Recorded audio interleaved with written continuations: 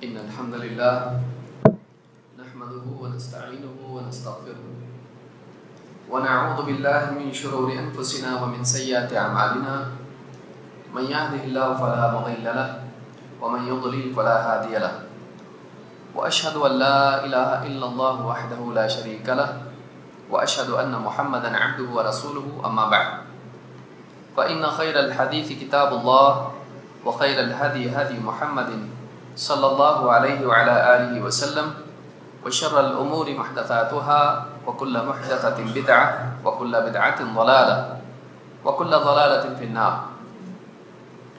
قال الله تبارك وتعالى واتبع سبيل من أناب إلي. میرے محترم دینی بھائیوں اور قابل احترام اور بہنوں، انسان کی کامیابی اور اس کی نجات صراط مستقیم کی پیروی میں، لیکن زندگی میں جہالت کی وجہ سے یا خواہشات کی وجہ سے ایک انسان صراط مستقیم کی بجائے کسی غلط راستے پر چل پڑتا ہے اور دنیا میں اللہ رب العالمین کی ناراضگی اور آخرت میں سزا کا حقدار بنتا ہے۔ کبھی گمراہی علم کے نہ ہونے کی وجہ سے آتی ہے اور کبھی گمراہی اس وجہ سے آتی ہے کہ ایک انسان جانتے بوجھتے غلط راستے کا انتخاب کرتا ہے۔ لہٰذا انسان کو چاہیے کہ ان دونوں برائیوں سے نجات پائے، وہ علم کے ذریعے سے اپنی جہالت کو دور کرے اور وہ تربیت نفس کے ذریعے سے اپنے علم پر عمل کرنے والا بنے۔ اسی لیے سلف کا اسوہ ہمارے لیے بہترین اسوہ ہے، اس لیے کہ نبی اکرم صلی اللہ علیہ وسلم نے صحابہ کو خصوصاً نہ صرف علم دیا تھا بلکہ آپ نے ان کا تزکیہ بھی کیا تھا، اور علم و عمل کے اعتبار سے اور عقیدے اور عبادات اور شرعی احکام کی پابندی کے اعتبار سے وہ بہترین لوگ تھے۔ انہوں نے زندگی گزاری اور دنیا سے گئے اور اچھے حال میں گئے، لہٰذا جو دنیا سے جا چکا ہے وہ اسوہ بن سکتا ہے، جو باقی ہے آج اچھا ہے کل برا بھی ہو سکتا ہے، اس کا خاتمہ کس حال میں ہو ہم نہیں جانتے۔ لہٰذا صحابہ ہمارے لیے اسوہ ہیں، ہمارے اسلاف ہمارے لیے اسوہ ہیں، ان کی پیروی ہم کو کرنا چاہیے۔ اس سلسلے میں جو باتیں اس سے پچھلے دروس میں ہم نے دیکھی ہیں اس سے آگے بڑھتے ہوئے مسئلہ نمبر 22 آج ہم اس سے شروعات کرتے ہیں۔ دین گفتگو میں احتیاط کی بجائے جلد بازی۔ دین گفتگو میں جب دین کے بارے میں کوئی آدمی بات کرے تو اس کا طریقہ یہ ہونا چاہیے کہ وہ بڑے احتیاط سے کلام کرے۔ کبھی معاملہ توحید کا اور شرک کا ہو سکتا ہے، کبھی معاملہ حلال اور حرام کا ہو سکتا ہے، کبھی معاملہ سنت اور بدعت کا ہو سکتا ہے۔ اگر ایک انسان بلا دلیل کچھ بھی بول دے، ہو سکتا ہے سننے والا اس چیز کو صحیح سمجھ کے اس پہ عمل کرنے لگے، ہو سکتا ہے اس کا قول، اس کی تعلیم، اس کی بات غلط ہو، اور یہ غلطی کبھی عقیدے کے باب کی ہو سکتی ہے، کبھی یہ حلال و حرام کے باب میں ہو سکتی ہے، اور کبھی یہ غلطی سنت اور بدعت کے معاملے میں ہو سکتی ہے۔ ہو سکتا ہے وہ کسی ایسی چیز کو سکھا دے، ایسی چیز بتا دے، ایسا جواب دے دے کہ عمل کرنے والے پر بدعت کا حکم لگے، وہ عمل بدعت ہو اور اس کو یہ کہے کہ چلتا ہے۔ ہو سکتا ہے وہ چیز حرام ہو، یہ کہے کہ چلتا ہے، اور وہ انسان زندگی بھر وہ کھاتا رہے، استعمال کرتا رہے، پہنتا رہے۔ لہٰذا ایک انسان کو دین کے معاملے میں کلام کرنے میں بہت احتیاط کرنا چاہیے۔ اگر علم ہے تو بولیں، اور علم نہیں ہے تو معلوم کر کے بولیں، لیکن بغیر علم کے کوئی بات نہ بتائیں۔ اور سب سے بہتر طریقہ یہ ہے کہ ایک انسان اگر نہ جانتا ہو تو صاف کہہ دے میں نہیں جانتا۔ یہ شرف ہے انسان کا، اور یہ علم کی زینت ہے کہ ایک انسان لا ادری کہنا جانتا ہو۔ جو انسان میں نہیں جانتا کہنا نہیں جانتا وہ نہیں جانتا۔ لہٰذا سلف کے بارے میں شیخ محمد بن عمر بازمول حفظہ اللہ کہتے ہیں لیس من منہج السلف العجلۃ فی الامور وخاصۃ فی الکلام فإن العجلة من الشيطان والتأني من الرحمن وَكَانُوا يَسْكُتُونَ وَيَدْفَعُونَ الْفَتْوَى وَالْكَلَامَ حَتَّى يُظَنَّ بِهِمُ الْعَيْبُ وَمَا بِهِمْ عَيْبٌ وَلَكِنَّهُ الْخَوْفُ مِنَ اللَّهِ۔ کہتے ہیں جلد بازی کرنا خصوصاً مسائل کی بابت گفتگو میں، دین کے معاملات میں گفتگو کرنے میں جلد بازی کرنا سلف کا منہج نہیں، اس لیے کہ جلد بازی شیطان کی طرف سے ہے اور متانت اطمینان رحمان کی طرف سے ہے۔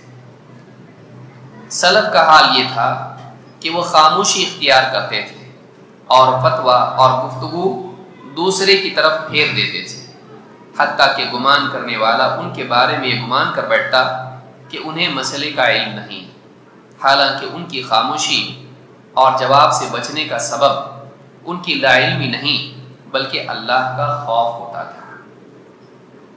یہاں پر کئی باتیں سمجھنے کی ہیں۔ نمبر 1، جلد بازی شیطان کی طرف سے ہے، چاہے وہ دنیا کے معاملات میں ہو، اس لیے کہ اللہ کے نبی صلی اللہ علیہ وسلم فرماتے ہیں التأنی من اللہ والعجلۃ من الشیطان، سکون اور وقار کے ساتھ کوئی کام کرنا یہ اللہ کی طرف سے ہے، اور جلد بازی کرنا یہ شیطان کی طرف سے ہے۔ یعنی انسان جلد بازی کرتا ہے، شیطان اس کو بھڑکاتا ہے اس کے نتیجے میں۔ العجلہ کس کو کہتے ہیں؟ مناسب وقت سے پہلے قدم اٹھانا۔ مسارعت کس کو کہتے ہیں؟ وقت ہو جانے کے بعد جلدی کرنا۔ دونوں میں فرق ہے۔ وَسَارِعُوا إِلَى مَغْفِرَةٍ مِّن رَبِّكُمْ، اللہ نے کہا جلدی کرو، دوڑو۔ يُسَارِعُونَ فِي الْخَيْرَاتِ، نیکیوں میں جلدی کرتے ہیں وقت ہو جانے کے بعد۔ لیکن مناسب وقت سے پہلے جلد بازی کرنا یہ برائی ہے، اس کو کہتے ہیں العجلہ، جلد بازی۔ مثال کے طور پر کھانا بننے کے فوراً بعد کھا لے آدمی، ٹھیک ہے بھائی، لیکن کھانا پکنے سے پہلے کھائے گا تو کیا ہوگا؟ کھانا کچا ہوگا۔ پھل اگر نہیں پکا ہے توڑے گا، کچا ہوگا۔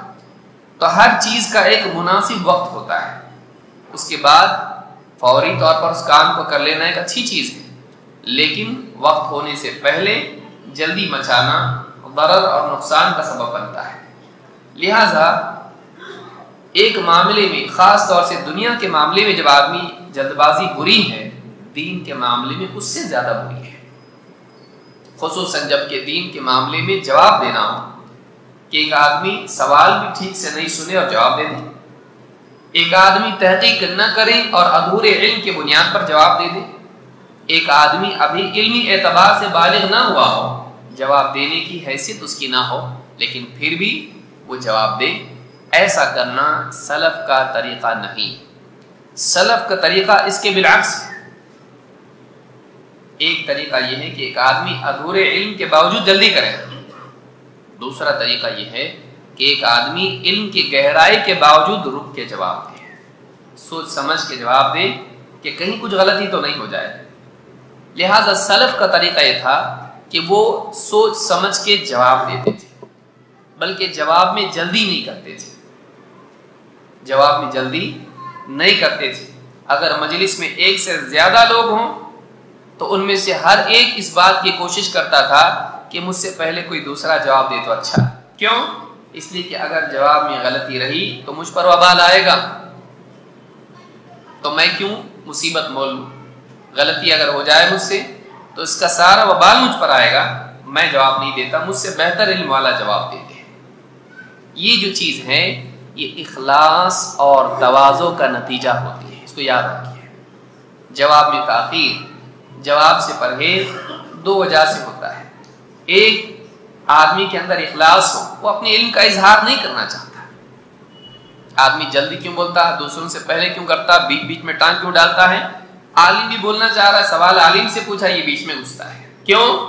وہ چاہتا ہے کہ لوگ مجھ کو پہچانیں، وہ جانے کہ میں بھی جواب دینے کا اہل ہوں، حالانکہ ایسا کرنے والا اکثر نااہل ہوتا ہے۔ واقعی اہل وہ ہے جس کے اندر تأنی ہو، جس کے اندر متانت ہو، جس کے اندر ٹھہراؤ ہو، وہ سوچے۔ آپ دیکھیں کتنے علماء ہیں، ان سے پوچھا جاتا ہے تھوڑا سوچتے ہیں، سوچنے کے بعد پھر جواب دیتے ہیں، لیکن جاہل کے اور جواب کے درمیان کوئی پل نہیں ہوتا ہے، اس کے درمیان کوئی انتظار اور کوئی سوچ بچار نہیں ہوتا ہے، وہ فوراً جواب دیتا ہے۔ علم انسان کو سوچنے پر مجبور کرتا ہے، جہل انسان کو کودنے اور چھلانگ لگانے والا بناتا ہے۔ سلف کے پاس علم تھا، مجلس میں اگر کئی لوگ بیٹھے ہوں، اگر ایک سوال آ جائے، کوئی آدمی سوال پوچھ لے مجلس میں، ہر آدمی سوچتا تھا کہ دوسرا جواب دے، کیونکہ وہ بھی علم والے ہیں، مجھ سے پہلے وہ کریں۔ کیوں؟ تواضع، میں چھوٹا بن جاؤں، دوسرے لوگ آگے بڑھیں، ان کے علم کا اظہار ہو، ان سے استفادہ ہو، میں چھوٹا ہوں، میں بڑا نہیں ہوں، مجھ سے بڑے مجلس میں ہیں۔ تو یہ جو چیز ہے یہ اخلاص اور تواضع کا نتیجہ ہے، لیکن جواب میں مسارعت انسان کے اخلاص کی کمی، تقوی کی کمی اور علم کی بھی کمی کا نتیجہ ہے۔ کم پانی میں پتھر مارو زیادہ آواز ہوتی ہے، زیادہ اچھلتا ہے، اور دریا میں سمندر میں پتھر مارو نہیں اچھلتا ہے۔ تو جو چیز ہے خالی برتن زیادہ بچتا ہے، یہ عام کہاوتیں جس کو ہم جانتے ہیں، دین کے معاملے میں من باب اولا یہ چیز ہے۔ تو ایک چیز سلف کی یہ یعنی ان کا اسوہ، ان کا اصول یہ ہے، ان کا منہج یہ ہے کہ انسان جواب دینے میں احتیاط کرے، تاخیر کرے، دوسرے پر ڈالے۔ آئیے سلسلے میں سلف کا طریقہ کیا ہے ہم دیکھتے ہیں۔ سب سے پہلے تو یہ کہ ادھورے علم کے ساتھ جواب دینا دوسروں کی گمراہی کا سبب ہے۔ ادھورے علم کے ساتھ جواب دینا اپنی اور دوسروں کی گمراہی کا سبب ہے۔ اللہ تعالیٰ فرماتا ہے وَإِنَّ كَثِيرًا لَيُضِلُّونَ بِأَهْوَائِهِمْ بِغَيْرِ عِلْمٍ إِنَّ رَبَّكَ هُوَ أَعْلَمُ بِالْمُعْتَدِينَ۔ اللہ نے کیا فرمایا؟ بہت سے لوگوں کا حال تو یہ ہے وَإِنَّ كَثِيرًا، بہت سے لوگ لَيُضِلُّونَ، لوگوں کو گمراہ کرتے ہیں، اضل یضل، لوگوں کو گمراہ کرتے ہیں، کیسے؟ بِأَهْوَائِهِمْ بِغَيْرِ عِلْمٍ، اپنی خواہشات کی بنیاد پر، اپنے فلسفوں کی بنیاد پر، بغیر علم، علم کے بغیر ہی، یعنی علم ان کے پاس نہیں ہوتا، ان کے پاس کیا ہوتی ہے؟ احوا۔ احوا کس کو کہتے ہیں؟ خواہشات نفسانیہ۔ لیکن ایک خواہش وہ ہوتی ہے جو کھانے پینے کے اعتبار سے، لذتوں کے اعتبار سے ہوتی ہے، ایک خواہش ذہنی ہوتی ہے، ذہنی عیاشی۔ فلسفے انسان اپنے دل سے گھڑ لیتا ہے، جیسے بدعات گھڑ لیتا ہے، باطل عقائد گھڑ لیتا ہے، باطل افکار گھڑ لیتا ہے، تو وہ عقل کے خواہشات جو ہوتی ہیں ان کو ہوا کہا جاتا ہے۔ انہی ہوا کے احوا کے نتیجے میں نئے نئے عقائد جنم لیتے ہیں، انہی احوا کے نتیجے میں بدعات جنم لیتی ہے۔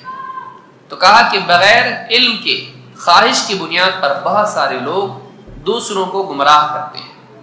ان ربک هو اعلم بالمعتدین، اللہ خوب جانتا ہے حدیں پار کرنے والے کون سے ہیں، کون لوگ ہیں۔ یہ سورہ الانعام میں آیت نمبر 119 میں اللہ نے بات کہی۔ یہ ایک بہت ہی اہم نقطہ ہے جس کو سمجھنا ضروری ہے۔ دو چیزیں یہاں پہ اللہ تعالیٰ نے دو چیزیں بیان کی ہیں، وہ دو چیزیں کیا ہیں؟ ایک ہے علم اور دوسرے ہے ہوا۔ ہوا کیا ہے؟ خواہش، منمانی، اپنے دل کی، اپنے عقل کی اپج، اس کو ہوا کہتے ہیں، جس کی کوئی بنیاد نہ ہو، جو بس دل سے ایسی گھڑ لیا گیا ہو، اس کو ہوا کہتے ہیں۔ اور اس کے بالمقابل کیا ہے؟ علم۔ ابن قیم رحمۃ اللہ علیہ فرماتے ہیں کلام دو میں سے ایک بنیاد پر ہوتا ہے، یا تو کلام علم کی بنیاد پر ہوگا، یعنی وحی کی بنیاد پر ہوگا جو اللہ کی طرف سے آیا ہوا علم ہے، یا پھر وہ کلام ہوا کی بنیاد پر ہوگا۔ یاد رکھیں اس کو۔ ابن قیم کہتے ہیں کہ کلام یا تو وحی کی بنیاد پر ہوگا، یا تو وہ ہوا کی بنیاد پر، وحی اللہ کی طرف سے آنے والا علم، اور ہوا عموماً انسان کی خواہش یا اس کی عقل کی اپج ہوتی ہے۔ کہاں ہیں؟ اللہ تعالیٰ نے قرآن کریم میں فرمایا، اللہ تعالیٰ نے قرآن کریم میں نبی اکرم صلی اللہ علیہ وسلم کے بارے میں فرمایا ما ضل صاحبكم وما غوى وما ينطق عن الهوى ان هو الا وحي يوحى۔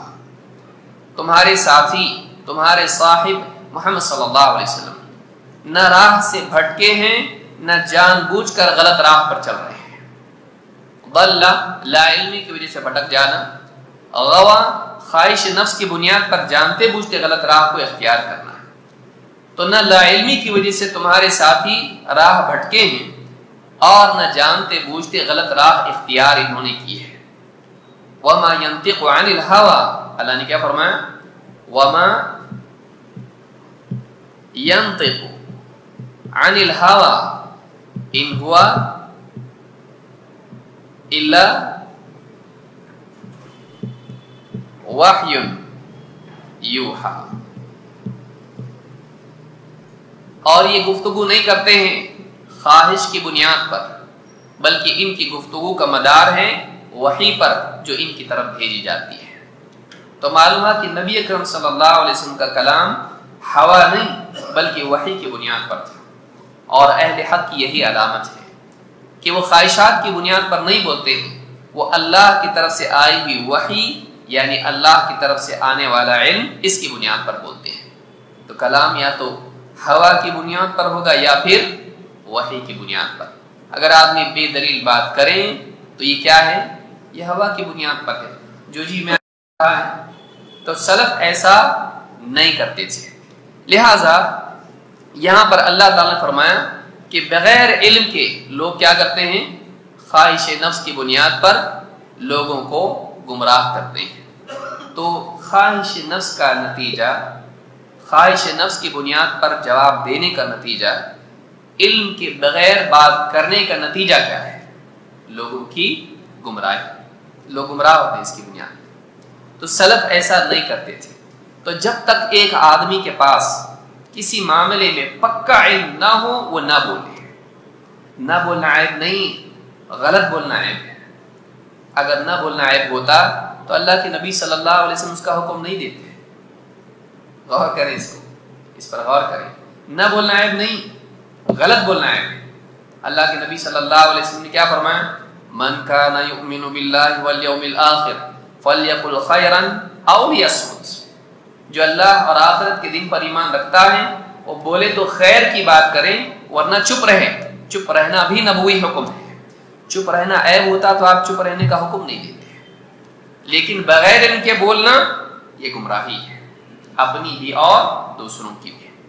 لیکن موجودہ دور میں چونکہ شہرت کے وسائل بڑھ گئے ہیں، لہٰذا گمراہی کے وسائل بھی بڑھ گئے ہیں۔ آدمی بولنا چاہتا ہے، ہر آدمی اپنی رائے دینا چاہتا ہے، چاہے پھر وہ سیاست ہو، چاہے پھر وہ عقائد ہو، چاہے وہ دین کا کام ہو، دعوت کا میدان ہو، حتیٰ کہ لا علم انسان جس کو کچھ بھی معلوم نہیں ہو علماء کو بھی رائے دیتا تم نے ایسا کرنا چاہیے۔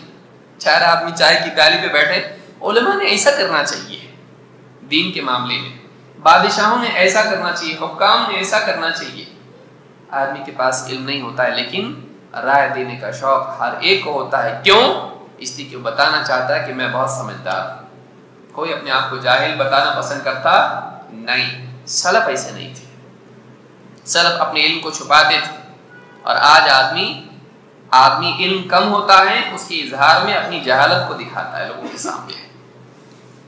امام ابن عیینہ رحمۃ اللہ علیہ فرماتے ہیں، یہ بڑے علماء میں سے گزرے ہیں، کہتے ہیں اعلم الناس بالفتوی اسکتهم فیہ، لوگوں میں فتوی کا علم رکھنے والا، سب سے زیادہ علم رکھنے والا وہ ہے جو ان میں سب سے کم بولنے والا، سب سے زیادہ چپ رہنے والا۔ وَأَجْهَلُ النَّاسِ بِالْفَتْوَى أَنْطَقُهُمْ فِيهِ، اور لوگوں میں فتویٰ کے سلسلے میں سب سے زیادہ جاہل آدمی وہ ہے جو ان میں سب سے زیادہ بولنے والا۔ فتوی کا زیادہ اہل کون ہے؟ جو ان میں کم بولنے والا ہو اور زیادہ علم والا۔ فتوی کے سلسلے میں سب سے جاہل آدمی کون ہے؟ جو زیادہ بولتا۔ کیوں؟ وہ جاہل ہے، اس کو نہیں معلوم اس کا انجام کیا ہے۔ ایک آدمی اگر بولے گا غلط نکلے گا، سارا وبال مجھ پر آئے گا۔ من افتی بغیر علم فکان اثمہ علی من افتاہ، ابن ماجہ کی روایت ہے، نبی اکرم صلی اللہ علیہ وسلم فرماتے ہیں جس انسان کو بغیر علم کے فتویٰ دیا گیا تو سارا گناہ فتویٰ دینے والے پر ہے۔ آپ اگر بغیر علم کے کسی کو کچھ بول دیے اور 60 سال کی عمر اس کو ملی اور وہ غلط عمل وہ 60 سال تک کرتا رہا، روزانہ کرتا رہا، آپ بتائیے آپ کے نامہ اعمال میں بغیر عمل کیے وہ گناہ آئے گا، بغیر عمل کیے آپ کے نامہ عمل میں آئے گا۔ لیکن چونکہ انسان کو آخرت کی اتنی فکر نہیں ہوتی ہے، لہٰذا وہ جو جی میں آئے بولتا ہے، اور آدمی سمجھتا ہے کہ بولنے میں کیا حرج ہے، بولنے سے کیا ہوتا ہے، بولنے سے آدمی جہنم کی گہرائی میں پھینک دیا جاتا ہے جب آدمی غلط بولتا ہے۔ لہٰذا الفقیہ والمتفقہ میں خطیب البغدادی نے اثر نقل کیا ہے کہ سب سے زیادہ فتویٰ کا علم رکھنے والا آدمی وہ ہے جو چپ رہنا جانتا ہو، جس کی خاموشی اس کے بولنے سے زیادہ ہو، اور سب سے زیادہ جاہل اس معاملے میں وہ ہے جو بولنے کا شوقین ہو۔ آئیے آگے بڑھتے ہیں۔ برا ابن عازب، سفیان ابن عیینہ سے اوپر اب چلتے ہیں صحابہ کی طرف۔ برا ابن عازب رضی اللہ تعالیٰ عنہ صحابی ہیں، کہتے ہیں لقد رأيت 300 من اہل بدر، میں نے اہل بدر میں سے 300 صحابہ کو اس حال میں پایا ہے، میں نے انہیں دیکھا ہے، کیا ما منهم من احد الا وهو يحب ان يكفيه صاحبه الفتوى، میں نے کتنے صحابہ کو دیکھا ہے؟ 300۔ کون سے صحابہ؟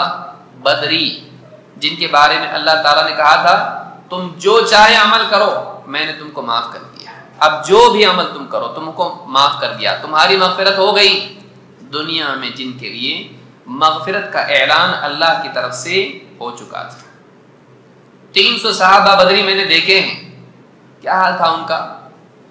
ان کا حال یہ تھا، کہتے ہیں ما منهم من احد الا وهو يحب ان يكفيه صاحبه الفتوى، ان میں سے ہر ایک کی چاہت یہ ہوتی تھی کہ میرا ساتھی فتویٰ دے دے، میں خاموش ہو جاؤں، میں نہیں بولوں، میں جواب نہیں دوں، میں فتویٰ نہیں دوں، بلکہ میرے ساتھ دوسرا جو صحابی ہیں، دوسرے جو عالم ہیں وہ جواب دے دیں، وہ فتویٰ دیتے ہیں۔ وہ اچھے لوگ تھے، وہ مخلص لوگ تھے، وہ علم والے لوگ تھے، وہ اللہ سے ڈرنے والے لوگ تھے، وہ عقل مند لوگ تھے۔ آج حال کیا ہے؟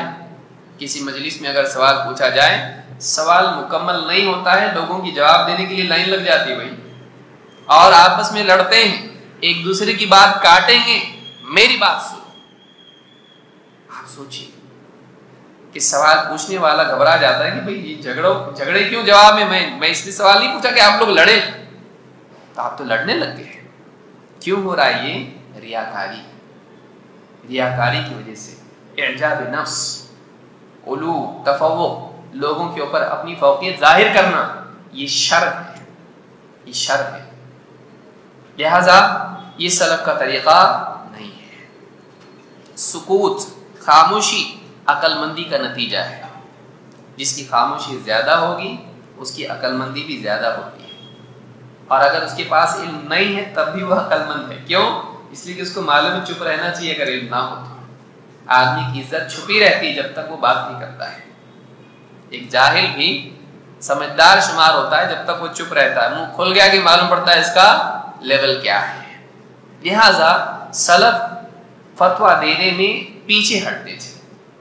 جو انسان فتویٰ دینے میں جلد باز ہو یہ سلف کے طریقے پر نہیں ہے۔ جو جواب دینے میں جلد باز ہو، بے سوچے سمجھے، بغیر علم کے فتویٰ دیتا ہو، دین کے معاملات میں گفتگو کرتا ہو، وہ سلف کے طریقے پر نہیں ہے۔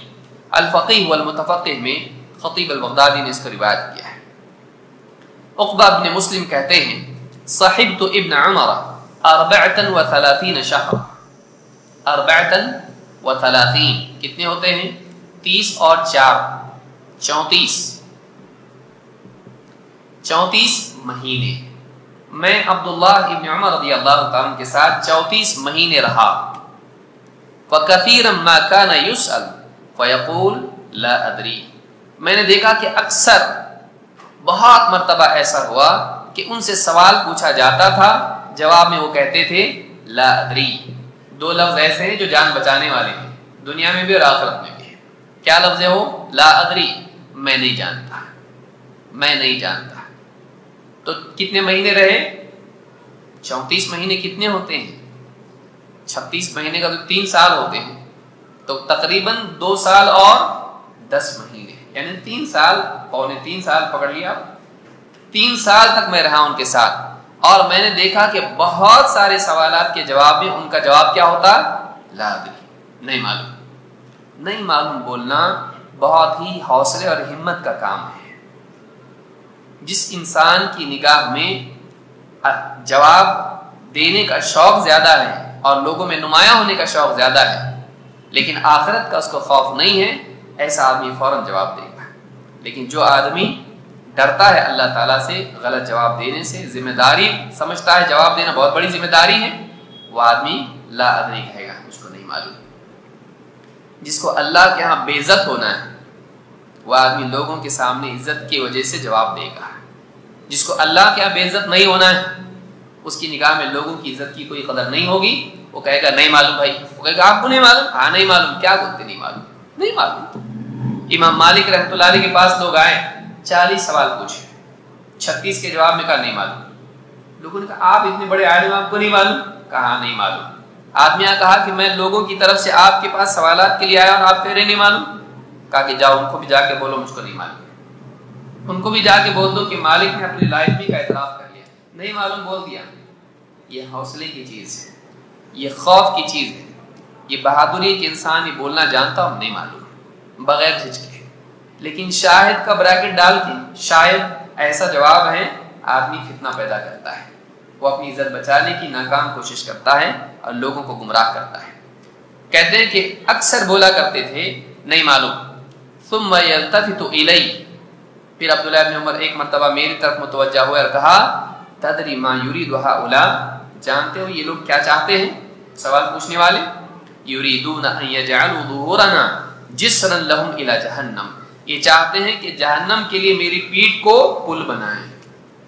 جیسے پل پہ گزر کے ایک کنارے سے دوسرے کنارے جاتے ہیں، ویسے میری پیٹھ پر سوار ہو کے جہنم میں جائیں، یعنی غلط کام کرنے کے لیے مجھ سے جواز چاہتے ہیں، میرا جواب لیں گے اور غلط کام کریں گے۔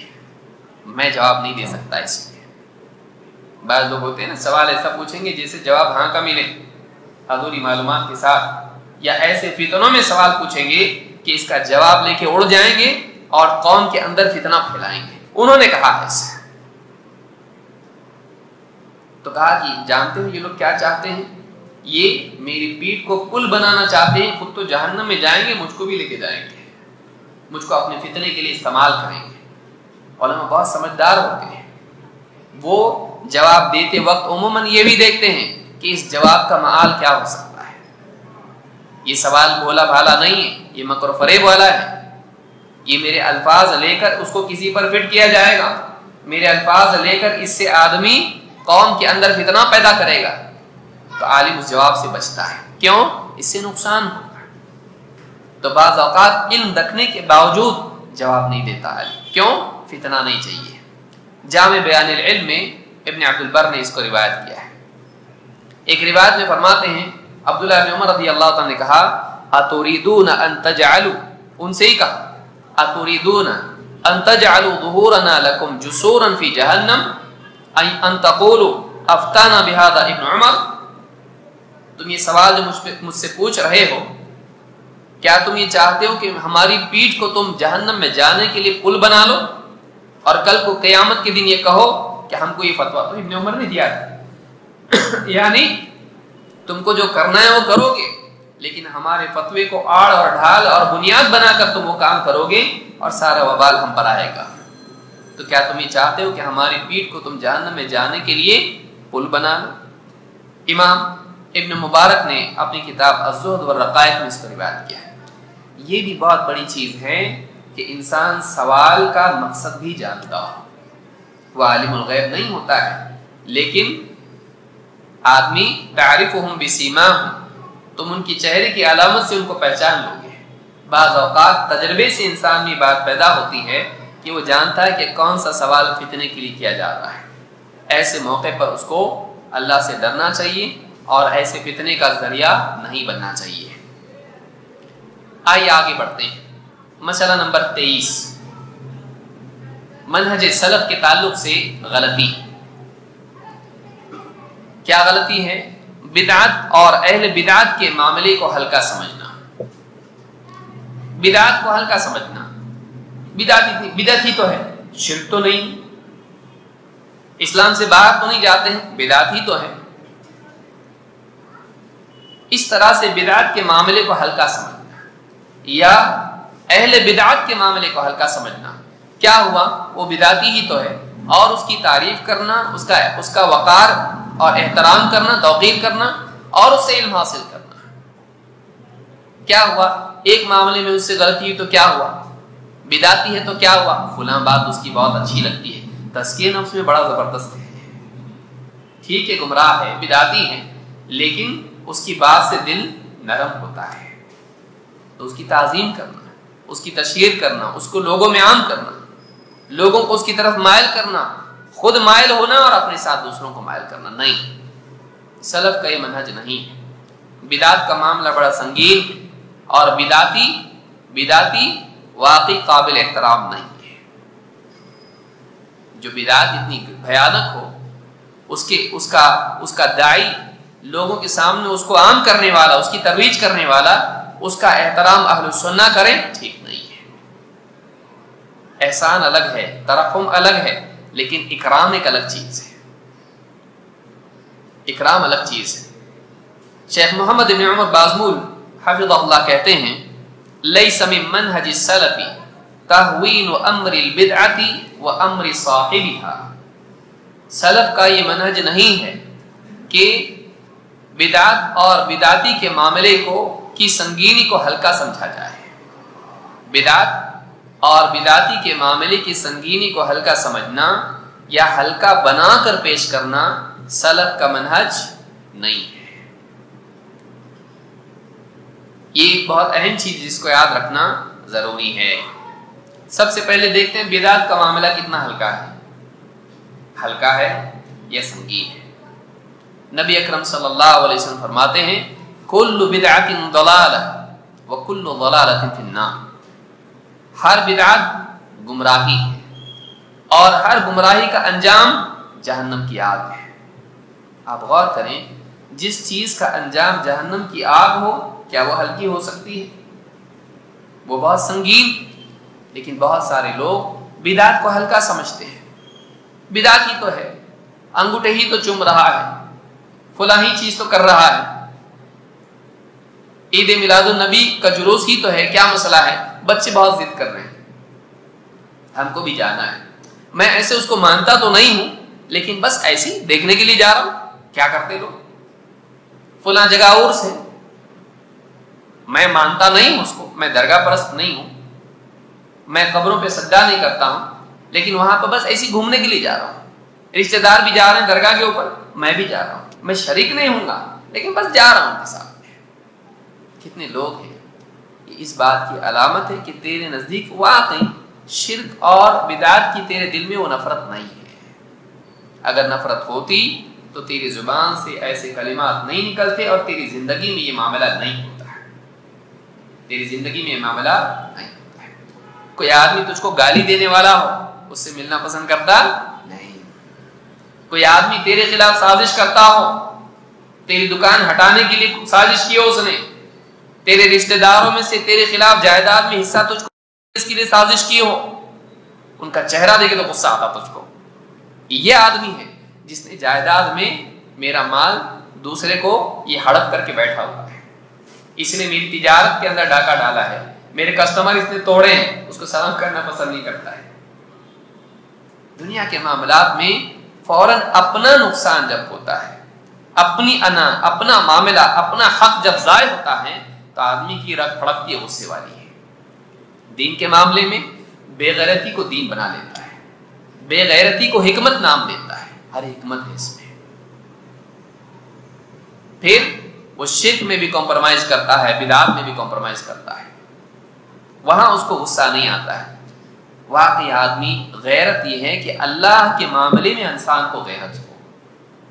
واقعی غیرت کون سی ہے؟ اللہ کے معاملے میں، جو اللہ کو پسند نہیں اس کو پسند نہ ہو، جو اللہ کو جس چیز سے نفرت ہے اس کو اس چیز سے نفرت ہو، تو یہ چیز اصل دین ہے۔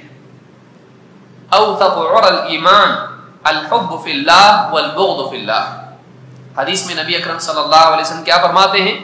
ایمان کی سب سے مضبوط گرہ، گانچ، ناٹ جس کو آپ کہتے ہیں، اوثق عرى الایمان، سب سے مضبوط گرہ ایمان کی کیا ہے؟ الحب فی اللہ والبغض فی اللہ، اللہ کے لیے محبت کرنا، اللہ کے لیے نفرت رکھنا۔ تو ایک مسلمان کو چاہیے کہ وہ بدعات سے سخت نفرت کرے، اور ایسے لوگ جو جانتے بوجھتے بدعات کو عام کریں اس کے دل میں ان کے لیے محبت نہ ہو، وہ ناراض ہو ان سے کہ غلط کام کر رہے ہیں۔ لہذا یہ بدعات کے بارے میں یاد رکھنا چاہیے کہ کل بدعت ضلالہ وکل ضلالۃ فی النار، ہر بدعت گمراہی ہے اور ہر گمراہی کا انجام جہنم کی آگ ہے۔ جتنی سنگین بدعت ہوگی اس کا معاملہ اتنا زیادہ سنگین ہوگا۔ کبھی بدعت عقیدے والی ہو جاتی ہے، جیسے جہمیہ جنہوں نے اللہ کی صفات کا انکار کیا، یا قدریہ جنہوں نے تقدیر ہی کا انکار کر دیا، یا معتزلہ جنہوں نے خلق قرآن کا مسئلہ یا اللہ کے دیدار کا انکار کر دیا، یا اسی طرح سے دوسرے بدعتی فرقے ہیں جنہوں نے عقیدے کے معاملات میں بدعت کھڑی، اس کا معاملہ زیادہ سنگین ہے۔ پھر وہ لوگ ہیں جو عبادات کے معاملات میں جنہوں نے بدعتیں گھڑی۔ تو بدعت گھڑنے والا، اس سے الفت رکھنا، محبت رکھنا، اس کی تعظیم و توقیر کرنا اللہ کو پسند نہیں ہے، اللہ کو پسند نہیں۔ یہ دینی غیرت کا مقام ہے، آدمی کو اس میں غیرت اپنانا چاہیے۔ یہ سنن النسائی کی روایت ہے جس میں اللہ کے نبی صلی اللہ علیہ وسلم فرماتے ہیں کہ ہر بدعت گمراہی ہے اور ہر گمراہی کا انجام جہنم کی آگ ہے۔ ابن عمر رضی اللہ تعالیٰ فرماتے ہیں کل بدعت ضلالہ وان رآہ الناس حسنہ، ہر بدعت گمراہی ہے چاہے وہ لوگوں کو بھلائی کیوں دکھائی نہ دے، چاہے لوگ اس کو بھلائی سمجھتے ہوں۔ لوگوں کی کسی چیز کو اچھا سمجھنے سے وہ اچھی نہیں ہو جاتی۔ آپ کا بچہ اسکول میں جاتا ہے، سارے بچے برتھ ڈے مناتے ہیں، آپ کے بچہ آ کے رونے لگ گیا، آپ مانتے ہیں کہ برتھ ڈے نہیں منانا چاہیے لیکن بچے کا دل نہیں توڑنا چاہیے، اور ٹیچر کا قانون نہیں توڑنا چاہیے، تو اپنے بچے کو آپ نے کیا کیا، کیک بنا کے دے دیا، happy birthday to you Guddu. بہت بڑا معاملہ نہیں، ہو سکتا ہے یہ آپ کو جہنم میں لے جائے، ہو سکتا ہے یہ کیک آپ کو جہنم میں لے جائے۔ کیوں ایسا کیوں ہوا؟ آپ نے اس کو ہلکا سمجھا، آپ نے اس کو ہلکا سمجھا، اس کے اندر مشابہت ہے دوسری قوموں کی، یہ ہمارا طریقہ نہیں۔ آپ ایک طرف نبی صلی اللہ علیہ وسلم کی میلاد منانے کو غلط کہیں اور آپ اپنے بچے کی میلاد منائیں، یہ میلاد نہیں ہے۔ میلاد کیا ہے؟ سالانہ اس کا برتھ ڈے منانا۔ تو وہاں تو آپ بڑے توحید والے بن گئے، وہاں بڑے آپ سنت والے بن گئے، غیرت مند ہو گئے، آپ نے کفر کے بھی فتوے داغ دیے دوسروں کے اوپر، لیکن آپ اپنی زندگی میں جب معاملہ آیا وہی کام آپ نے اپنی زندگی میں کیا۔ پھر آپ کرسمس بھی مناؤ، پھر کرسمس بھی مناؤ، پھر کیوں؟ عیسیٰ علیہ السلام ہمارے نبی نہیں ہیں کیا؟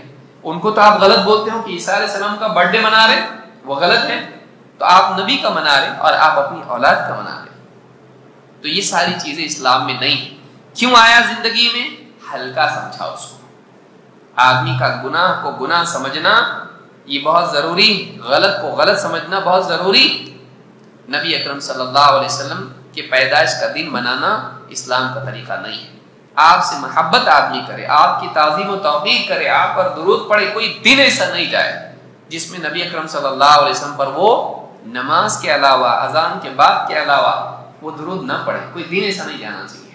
آپ صلی اللہ علیہ وسلم کے لیے دعا کریں، آپ کا احسان مانے، آپ کو نعمت مانے، کوئی دن ایسا نہیں جائے۔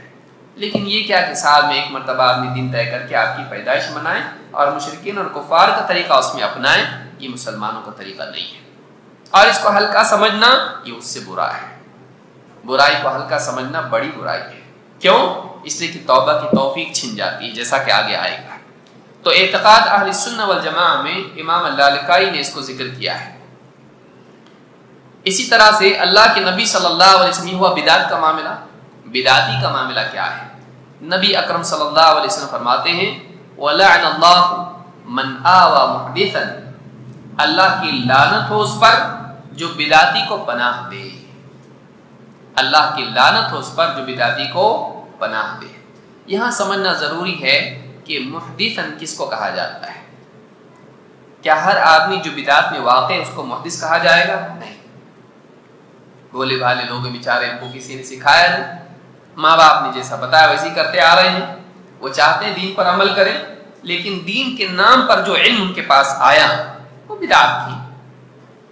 वो इखलास के साथ अमल कर रहे हैं लेकिन इल्म नहीं है, उसी को दीन समझते हैं।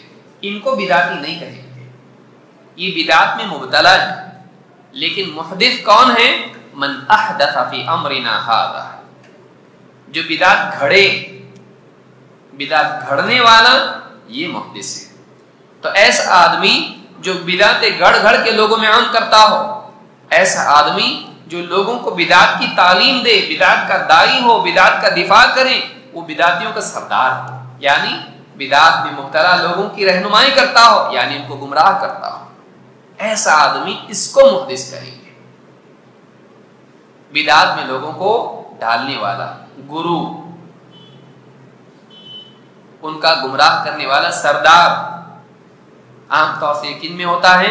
जो अहले बिदात उलमा होते हैं या उनके सरदार होते हैं, समाज में बड़े लोग होते हैं जो बिदातें घड़ के लोगों को उस पर अमल करने लगाते हैं। ऐसे लोगों की ताजीम करना, ऐसे लोगों के अंदर उनका प्रचार करना या उनसे उल्फत रखना या उनसे इस्तिफादा करना, ये अहले सुन्नत वल जमात का तरीका नहीं है। आप देखिए नबी अकरम सल्लल्लाहु अलैहि वसल्लम क्या फरमा रहे हैं? लान अल्लाह मन आवा मुहदिसन, अल्लाह की लानत जो बिदाती को पनाह दे, यानी उसको पनाह दे ताकि वो अपनी बिदात आम करे, उसको सपोर्ट करे उसके काम में, ये जायज नहीं है। बिदाती को पनाह देकर उसकी बिदात में उसकी मदद करना, साथ देना और उसके काम में उसके लिए आसानी पैदा करना जायज नहीं है। ऐसे आदमी पर क्या किया नबी अकरम सल्लल्लाहु अलैहि वसल्लम ने? लानत की है, लानत की है। इस हदीस को इमाम मुस्लिम ने रिवायत किया है। इमाम अबू अम्र इब्न अब्दुल बर रहमहुल्लाह फरमाते हैं अपनी किताब, इमाम नववी ने शरह मुस्लिम में उनका कौल जिक्र किया है। इब्न अब्दुल बर बड़े उलमा में से हैं, इनकी किताबें हैं अत-तमहीद है, अल-इस्तिज़कार है और भी किताबें उनकी हैं। कहते हैं कुल्लु मन अहदथ फी दीन, हर वो आदमी जिसने दीन में बिदात ईजाद की, बिदात घड़ी, फहुवा मिनल मतरूदीन अनिल हौद, ये उन लोगों में से है जिसे हौज़ कौसर से धुतकारा जाएगा।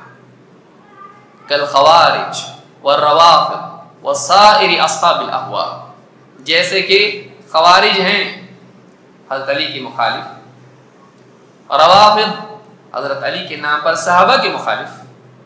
ये क्या है? ये शुरुआत की बिदाती फिरके हैं।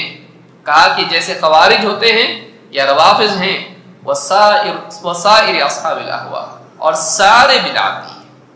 क्या होगा इनके बारे में? कहते हैं फहुवा मिनल मतरूदीन अनिल हौद, ये उन लोगों में से हैं जिन्हें हौज़ कौसर से नबी अकरम सल्लल्लाहु अलैहि वसल्लम खुद धुतकारेंगे।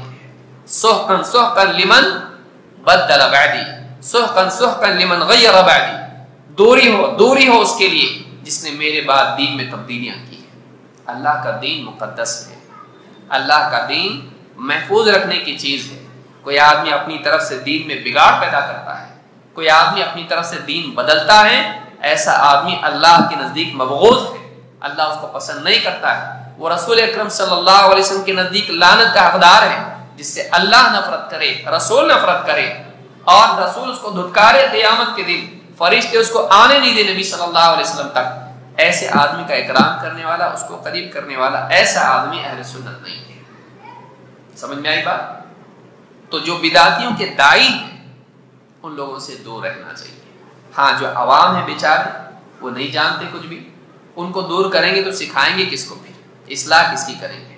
भोले भाले लोग बस्तियों में हैं, इनसे करीब इनको करना, इनसे मोहब्बत रखना, नरमी इनसे पेश आना और इनको दीन सिखाना और इनको सुन्नत की दावत देना, बिदात से इनको दूर करना, बचाना, ये जरूरी है। ये बात उनके लिए नहीं है, ये बात किनके लिए है? जो बिदात के दाई हैं, स्पीकर हैं, ऐसे लोग हैं जो बिदात को राइज करते हैं, चाहे वो अपने इल्म के जरिए से हो, झूठे इल्म के जरिए से, या फिर वो अपनी ताकत के जरिए से। इनसे दूर रहना चाहिए और इनका इकराम करके लोगों में इनकी मकबूलियत बढ़ाना नहीं चाहिए। इनकी तारीफ करके लोगों के दिलों में इनका मकाम बनाना नहीं चाहिए कि लोग गुमराह उसके पीछे। آپ بتائیے ایک آدمی شرابی ہو، جوا کھیلتا ہو اور برے برے کام کرتا ہو، اور اپنی اولاد کے سامنے آپ کہیں بہت اچھا آدمی ہو، ایک بار لفٹ دیا تھا اس نے مجھ کو، بچہ ہو سکتا ہے اس کے پیچھے جائے، آدمی کہتا ہے یہ چیز ہے لیکن وہ غلط آدمی ہے، دور رہنا اس سے۔ جیسے نبی صلی اللہ علیہ وسلم نے کیا فرمایا، صدقک وہو کذوب، یہ بات تو اس نے سچ کہی ہے لیکن وہ جھوٹا ہے۔ یہ نہیں کہا کہ بہت اچھا ہے، ایک کتنی کام کی چیز سکھایا، نہیں، ایک آدھ بھلائی سے کوئی بھلا نہیں ہو جاتا ہے، گمراہی رہتا ہے چاہے وہ کچھ بھلائی کرے۔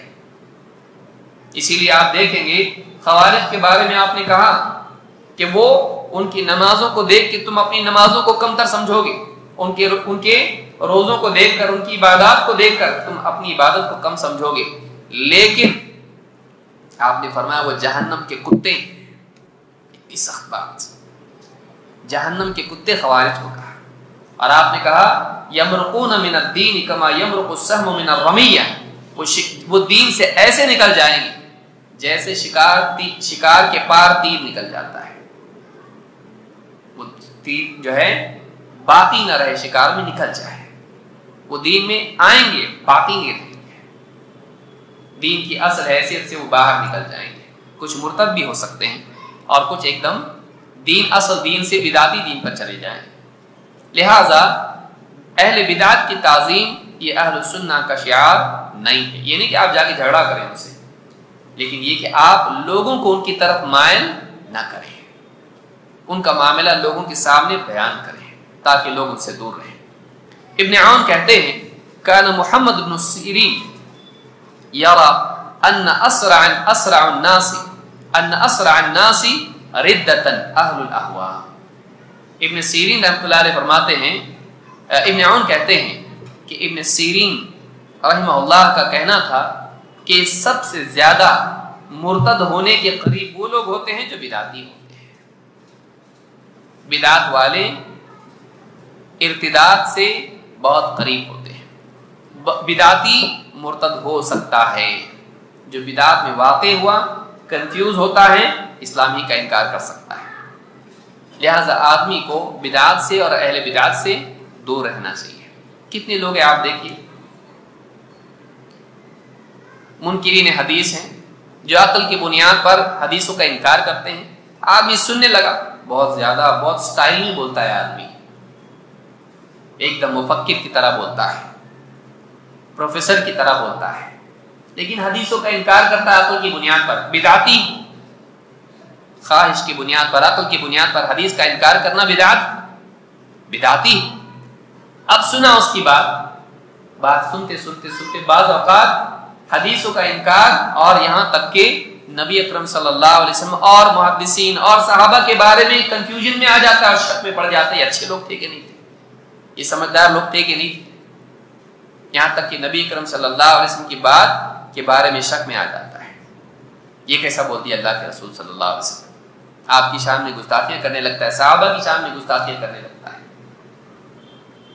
کبھی فلاں کو سن رہا ہے جو صحابہ کی جنگوں کے بارے میں بول رہا ہے، بدعتی ہے جو صحابہ کے بارے میں برا بولے، آدمی کے بدعتی ہونے کے لیے اتنا کافی ہے کہ وہ صحابہ کے بارے میں برا بولتا ہو، اب سن رہا ہے اس کو، صفین کے بارے میں سن رہا ہے، جنگ جمل کے بارے میں سن رہا ہے، فلاں مسئلے کے بارے میں سن رہا ہے، حضرت معاویہ کے بارے میں اس کی بات سن رہا ہے، سنتے سارے صحابہ سے بدظن ہو جاتا ہے، پھر کیا ایک اور کیا کئی صحابہ، اور پھر صحابہ سے بدظن ہونے کے بعد پھر حدیثوں سے اور حتیٰ کہ قرآن سے بدظن ہو سکتا ہے، وہ شیعت کی طرف بھی جا سکتا ہے، شیعت میں جا کے نہ جانے کیا کیا خرافات میں مبتلا ہو کے شرکیات میں بھی جا سکتا ہے، کفریات میں بھی جا سکتا ہے۔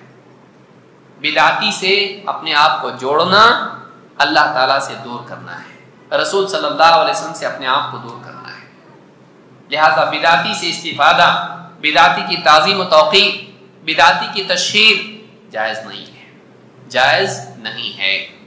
تو کہتے ہیں ان اسرع الناس ردۃ اہل الاہواء، سب سے زیادہ مرتد ہونے والے لوگ بدعتی ہوتے ہیں، پہلے بدعت میں جاتے ہیں پھر مرتد ہوتے ہیں، لہذا یہ بہت ہی سخت بات ہے۔ الابانہ میں ابن بطہ نے اس کو روایت کیا ہے، نبی اکرم صلی اللہ علیہ وسلم فرماتے ہیں ان اللہ احتجر اور ایک روایت میں ہے احتجب التوبۃ علی کل صاحب بدعہ. امام الطبرانی نے الاوسط میں اس کو روایت کیا ہے اور دوسرے محدثین نے بھی.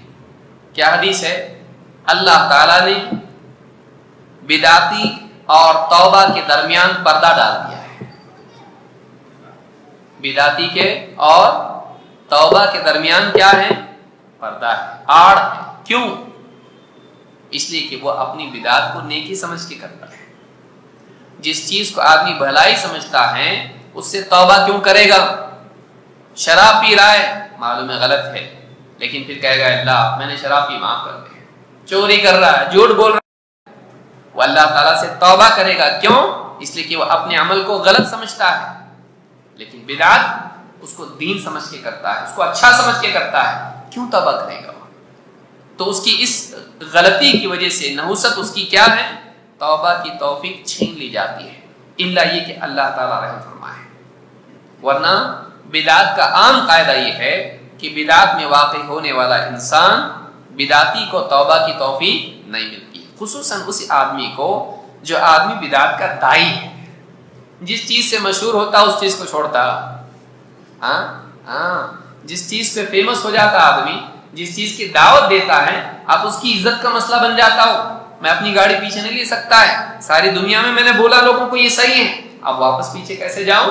لوگ کیا کہیں گے؟ ہم سب کو غلط بات بتایا تو میرے لائک کم ہو جائیں گے، لوگ میرے فین میرے کم ہو جائیں گے، لوگ مجھ سے دور ہوں گے، لوگوں کی نگاہ میں میرا اعتماد ختم ہو جائے گا.